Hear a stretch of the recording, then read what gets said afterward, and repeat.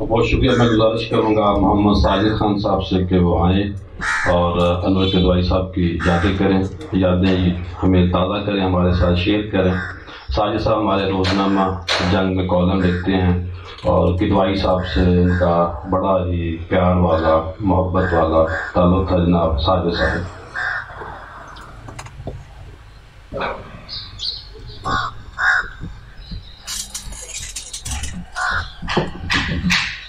شکریہ صاحب، آپ نے یہ مشکل سے گزار کر دیا.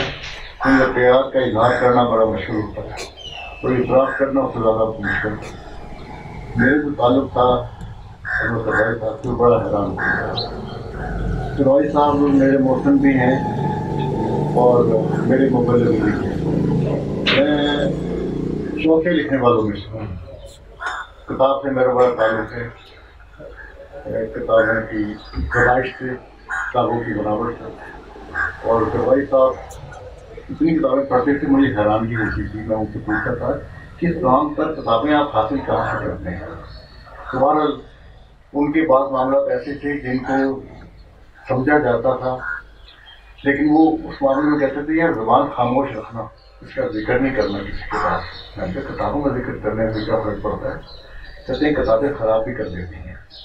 تو شروع میں تو بات مجھے سمجھ نہیں آئی، لیکن آج میں جب دیکھتا ہوں کہ جو خرابی ہیں وہ زیادہ کتابوں کی ہیں، خواہ وہ کتابیں نصابی ہوں یا سماجی ہوں. پر اللہ نے سائنس کے معاملات کو محفوظ رکھا ہوا ہے. تو میں بات ذکر کر رہا تھا کدوائی صاحب کا. کدوائی صاحب کے سلسلے میں کدوائی صاحب نے مجھے لاہور کی ایک بڑی اچھی روحانی شخصیت سید سرفراز شاہ صاحب سے بلایا اور ہم تقریباً کوئی 8 سال مسلسل ان کے یہاں جاتے رہے. میں نے کہتا تھا کدوائی صاحب کو، میں نے کہا شاہ صاحب کے ہاں سے ملتا کچھ نہیں ہے، تو کہنے آپ نے لینا کیا ہے جب سب کچھ آپ کے پاس ہے، تو آپ کو تو دینا چاہیے لوگوں کو. اور یہی ہوتا تھا کہ میں اور کدوائی صاحب جب سب سے نکلتے میں انہیں لینے کی تھا تو چند لوگ ایسے ضرور ہوتے تھے جو ان سے لینے والوں میں سے ہوتے تھے اور وہ خاموشی سے ان کی مدد کرنے کرتے تھے.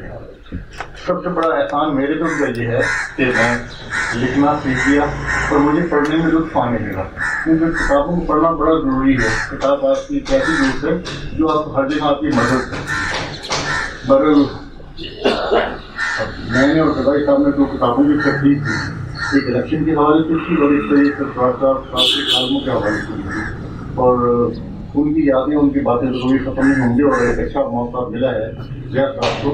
زیاد صاحب اس معاملے کو بڑھاتے رہیں اور اچھے طریقے سے بڑھاتے رہیں تو بہت اچھا. بہت شکریہ.